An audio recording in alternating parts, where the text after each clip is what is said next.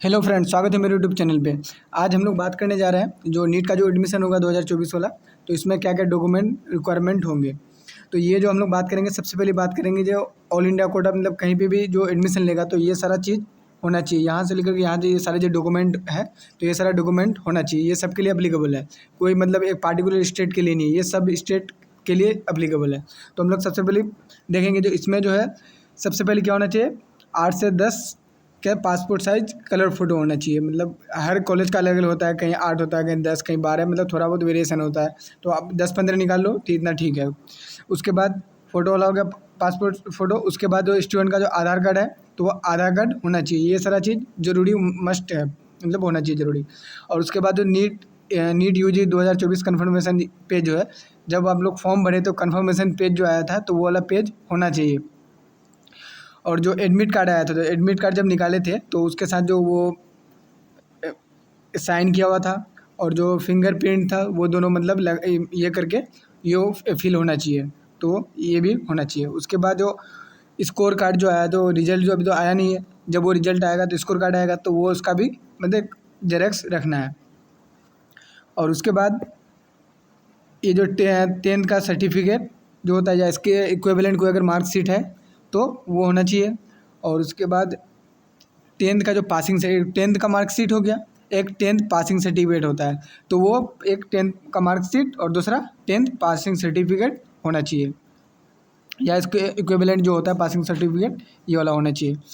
और जो है 12th वाला जो है 12th का मार्कशीट होना चाहिए। और जो ये 12th वाला जो ये लिविंग सर्टिफिकेट है, तो 12th का लिविंग सर्टिफिकेट जिसको टीसी बोलते हैं, तो ये वाला होना चाहिए। और उसके बाद जो ये एक होता है नेशनैलिटी, ये वाला जो यहाँ पे नेशनैलिटी कम डोमिसाइल सर्टिफिकेट, तो ये जो डोमिसाइल सर्टिफिकेट होता है तो ये वाला कंबाइंड फॉर्म में होगा या सेपरेट फॉर्म में, दो अलग अलग तरीके का होता है। तो किसी से भी काम चल जाएगा, या तो कंबाइंड वाला होगा या सेपरेट वाला, दोनों में से कोई भी काम चल जाएगा। मतलब ये डोमिसाइल वाला एक सर्टिफिकेट होना चाहिए, नेशनैलिटी वाला। ये वाला हो गया एक ये वाला जगह फिटनेस वाला सर्टिफिकेट ये होना चाहिए। ये मतलब जब एडमिशन वहाँ पे काउंसलिंग कराने जाएगा, एडमिशन लेने जाएगा तो वहाँ पे कॉलेज वाला ये लाने बोलेगा। तो आसपास कोई भी जो रजिस्टर्ड जो ये है डॉक्टर है तो वहाँ पे जाकर के आप लोग ये बनवा सकते हैं, 2-300 में बन जाएगा ये फिटनेस सर्टिफिकेट। और जो अगर जैसे कोई 12th कर लिया है, जैसे 12th कोई 19-20 में किया है या 21-22 में किया है और वो एग्ज़ाम दे रहा है, 24 वाला एग्ज़ाम दे रहा है, तो 2-3 साल का जो गैप आता है तो वो गैप का सर्टिफिकेट बनाना पड़ता है। तो ये गैप एफिडेविट बोलते हैं, जो कचहरी कोर्ट कचहरी जो होता है वहाँ पर वो बन जाएगा ये वाला। और उसके बाद कोई अगर जैसे माइनॉरिटी से कोई अगर बिलोंग करता है, जिसलिए मुस्लिम माइनॉरिटी में आता है और भी सिख आता है और भी से बहुत सारे कैटेगरी ये जो आते हैं तो वो माइनॉरिटी में आते हैं। तो माइनॉरिटी वाला है तो माइनॉरिटी वाला सर्टिफिकेट उसको उसके पास होना चाहिए, माइनॉरिटी वाला। और अगर किसी के पास अगर स्टूडेंट वोटर आईडी कार्ड है तो उसके बाद ये है तो अच्छी बात है, अगर नहीं है तो कोई दिक्कत की बात नहीं है इसमें। और अगर कैरेक्टर सर्टिफिकेट है तो ये ठीक है, अगर बन जाए तो बना लो, अगर नहीं है तो ज़्यादा इसमें ये नहीं करना है, टेंशन नहीं लेना है। तो ये दोनों जो पॉइंट है ये तो बहुत ज़्यादा ज़रूरी नहीं है, अगर बन जाए तो बना लो, अच्छी बात है। और जो माइग्रेशन सर्टिफिकेट है ये मस्ट है, इसको मतलब ये होना ही चाहिए माइग्रेशन सर्टिफिकेट। तो ये सारा जो पॉइंट हम लोग कवर किए तो ये सारा हर स्टूडेंट के पास होना चाहिए काउंसलिंग के समय। तो ये कोई एक पार्टिकुलर स्टेट के लिए नहीं था, ये हर स्टेट का स्टूडेंट के लिए ज़रूरी था, जो भी नीट में एडमिशन ले रहा है तो ये हर स्टूडेंट के लिए ज़रूरी है, ये सारा चीज़ होना चाहिए डॉक्यूमेंट। और उसके बाद हम लोग देख लेते हैं महाराष्ट्र के लिए। तो महाराष्ट्र स्टूडेंट के लिए जो एडिशनल क्या क्या होना चाहिए, वहाँ का जो जैसे हर स्टेट का अपना अपना एक जो ये होता है बॉडी होता है, जैसे नीट के थ्रू एडमिशन होता है तो वहाँ पे एक होता है CET सेल के थ्रू वहाँ पे एडमिशन होता है, स्टेट वाला जो एडमिशन होता है तो उसको फॉर्म भरना पड़ता है। तो वो एप्लीकेशन फॉर्म जो जब फिलअप करेगा तो वो एप्लीकेशन फॉर्म को अपने इसमें रखना है, अपने मोबाइल में रखना है या स्क्रीनशॉट रखना है। तो वो या तो ऐसे हार्ड कॉपी निकाल कर जेरोक्स निकाल कर रख लो, तो ये होना चाहिए इसका पेज। और उसके बाद कॉलेज जब अलॉटमेंट होगा, रिजल्ट के बाद जब कॉलेज काउंसलिंग कराओगे तो काउंसलिंग के बाद अलॉटमेंट लेटर आएगा, तो कॉलेज अलॉट होगा तो वो वाला अलॉटमेंट लेटर होना चाहिए। इसका जेरोक्स निकालो, सबसे अच्छा जेरोक्स निकलवा कर रख लो, ये हो जाएगा। और उसके बाद अब जो आते हैं कैटेगरी में, जैसे ये हम लोग महाराष्ट्र का ये कर रहे हैं, ये दोनों चीज़ तो महाराष्ट्र के लिए होना चाहिए। अब महाराष्ट्र में जो बहुत सारे कैटेगरी हैं तो वो सारा हम लोग कैटेगरी देखेंगे। ये हम लोग क्या कैटेगरी कहाँ का देख रहे हैं, ये महाराष्ट्र का देख रहे हैं, तो सारा कैटेगरी हम लोग महाराष्ट्र का देखेंगे। तो अब देखो वहाँ जैसे एक VJ कैटेगरी होता है, NT कैटेगरी होता है, OBC होता है, SBS होता है, SC BC कैटेगरी होता है, तो ये सारा कैटेगरी होता है। तो ये सारा कैटेगरी के लिए क्या क्या चाहिए, एक तो होता है वहाँ पे कास्ट सर्टिफिकेट होना चाहिए, ये मस्ट है। उसके बाद कास्ट वैलिडिटी सर्टिफिकेट, ये भी होना चाहिए, ये दोनों। और उसके बाद और एक होता है इसमें एडिशनल होता है non creamy layer certificate, minimum validity 31/3/2025 तक, मतलब इतना तक मिनिमम वैलिडिटी होना चाहिए। तो ये मतलब 3 तरह का सर्टिफिकेट होना चाहिए। ये सारा जो कैटेगरी है, ये कैटेगरी वालों के पास ये 3, मतलब वो सारा ऊपर वाला जो जितने जो बोले हैं वो होना ही चाहिए। अब ये जो बोले हैं ये सारा तो होना ही चाहिए। उसके बाद ये वाला होना चाहिए, उसके बाद ये तीनों होना चाहिए। किसके बाद? ये महाराष्ट्र स्टूडेंट के लिए जो ये कैटेगरी से बिलोंग करता है, ये सारा होना चाहिए, ये सारा होना चाहिए। और जो पिछले वाला सब जो पढ़े हैं वो वाला सबके लिए होना चाहिए। अब देखो, अब SC और ST कैटेगरी के लिए तो इसमें क्या है, कास्ट सर्टिफिकेट होना चाहिए और कास्ट वैलिडिटी सर्टिफिकेट होना चाहिए, ये दोनों। और वो जो पहले शुरू फर्स्ट पेज में जो पढ़े हैं वो सारा होना चाहिए इसमें। और उसके बाद EWS वाला, तो EWS वाला में क्या है, तो इसमें EWS certificate in state format. State form एक होता है नेशनल फॉर्मेट में होता है, एक स्टेट फॉर्मेट में होता है। तो हम लोग ये जो स्टेट फॉर्मेट वाला होना चाहिए, हम लोग किसके महाराष्ट्र के बारे में बात कर रहे हैं, तो ये महाराष्ट्र स्टेट जो तो इस फॉर्मेट में होना चाहिए। और ये जो इशू हुआ है ये क्या 2024 में इशू हुआ, ये बहुत पहले का बना हुआ ना हो।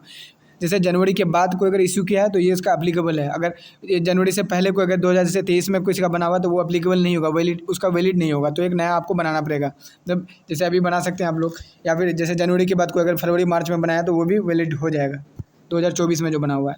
तो ये वाला सर्टिफिकेट होना चाहिए। और जो पहले पेज में है तो वो पहले तो सबके लिए अप्लीकेबल पहले बोल चुके हैं, तो वो तो होना चाहिए। उसके अलावा ये होना चाहिए। और ये दोनों तो है ही है, ये दोनों कॉमन है महाराष्ट्र वालों के लिए, CET सेल एप्लीकेशन फॉर्म और कॉलेज अलॉटमेंट लेटर। और उसके अलावा जो ये सारा जो बोल रहे हैं ये कास्ट के लिए, ये सारा हो गया। और जो MKB है ये महाराष्ट्र कर्नाटका जो बॉर्डर में जो आते हैं, कुछ डिस्प्यूट मतलब वो आते हैं वहाँ पे कुछ बॉर्डर में आते हैं, तो उस जगह के लिए डिस्प्यूट बॉर्डर एरिया सर्टिफिकेट होना चाहिए जो उस एरिया में है। महाराष्ट्र और कर्नाटका के बॉर्डर के जो डिस्प्यूटेड एरिया में जो वहाँ पे बिलोंग करते हैं, जो भी स्टूडेंट्स वहाँ से बिलोंग करते हैं, तो उसके लिए वो वाला सर्टिफिकेट होना चाहिए। कौन सा? डिस्प्यूटेड बॉर्डर एरिया सर्टिफिकेट होना चाहिए। MKB का क्या फुल फॉर्म है? महाराष्ट्र कर्नाटका बॉर्डर। और उसके बाद वहाँ का जो मदर टंग मराठी जो सर्टिफिकेट है वो वाला सर्टिफिकेट होना चाहिए। और any proof showing the SSC और HSC फॉर्म डिस्प्यूटेड बॉर्डर, तो डिस्प्यूटेड बॉर्डर का ये वाला सर्टिफिकेट होना चाहिए। मतलब ये 3 तरीके का सर्टिफिकेट उसके पास होना चाहिए जो इस डिस्ट्रीब्यूटेड बॉर्डर से बिलोंग करता है, महाराष्ट्र और कर्नाटका बॉर्डर से। अब अगला देख लेते हैं हम लोग। इसमें आता है जैसे additional certificate for defence candidates. तो डिफेंस कैंडिडेट्स के लिए मतलब क्या क्या मतलब सर्टिफिकेट होता है। देखो इसमें जो डिफेंस कैंडिडेट के लिए जो है तो उसके लिए क्या होना चाहिए, देखो एक तो एक्स सर्विसमैन सर्टिफिकेट होना चाहिए फॉर डिफेंस 1। इसमें लगभग 3 तरह का डिफेंस होता है, कैटेगरी जो होता है डिफेंस 1, डिफेंस 2 और डिफेंस 3 होता है। तो इसमें जो डिफेंस वाला फर्स्ट वाला होता है तो उसके लिए क्या होना चाहिए, डिफेंस फर्स्ट जो बच्चा बिलोंग करता है तो उसके लिए होना चाहिए क्या, एक्स सर्विसमैन सर्टिफिकेट होना चाहिए। और जो एक्चुअल सर्टिफिकेट किसके लिए होना चाहिए, डिफेंस 2 और डिफेंस 3 के लिए क्या होना चाहिए, एक्चुअल, ये जो है ये वाला जो है ये वाला, तो इसके लिए क्या होना चाहिए, एक्चुअल सर्विस सर्टिफिकेट होना चाहिए। और डिफेंस 1 के लिए क्या चाहिए था, एक्स सर्विसमैन सर्टिफिकेट होना चाहिए था। और देखो जो domicile certificate of defence person, और जो डोमिसाइल सर्टिफिकेट है जो डिफेंस पर्सन है उसका जो डोमिसाइल सर्टिफिकेट होना चाहिए। और चौथा इसमें ट्रांसफ़र सर्टिफिकेट किसके लिए, डिफेंस 3 वाले के लिए ट्रांसफ़र सर्टिफिकेट होना चाहिए। तो ये सारा सर्टिफिकेट होना चाहिए डिफेंस 1 और डिफेंस 2, डिफेंस 3 के लिए क्या क्या है इसमें आप लोग यहाँ पे देख सकते हैं। जिसके लिए आप डिफेंस 1 से बिलोंग करते हैं तो यहाँ पे देख लीजिए, 2 और 3 वाले से अगर बिलोंग करते हैं उसके लिए क्या रिक्वायरमेंट है ये देख लीजिए इसमें। तो ये सारा एडिशनल सर्टिफिकेट्स हैं किसके लिए, डिफेंस वाले के लिए। ये हम लोग सब महाराष्ट्र की बात कर रहे हैं। और सबसे पहले वाले जो पेज बात किए थे उसमें सबके लिए बात किए थे। अब देखो, अब जो हिली एरिया से महाराष्ट्र में जो हिली एरिया में जो बिलोंग करते हैं वहाँ के जो स्टूडेंट्स के लिए क्या क्या चाहिए, एक तो सबसे पहली बात वहाँ का जो ये हिली एरिया सर्टिफिकेट चाहिए स्टूडेंट का। उसके बाद पेरेंट्स का डोमिसाइल सर्टिफिकेट चाहिए हिली एरिया से जो बिलोंग करता है, 2 हो गया। उसके बाद तीसरा क्या, any proof showing the candidates 10th और 12th from the hilly village और the taluka of the parents domicile. वो जो उसका जो पेरेंट्स का जो डोमिसाइल है तो वहाँ से वो बच्चा 10th किया हो या 12th किया हुआ तो वहाँ से उसका वो सर्टिफिकेट चाहिए, वो प्रूफ चाहिए।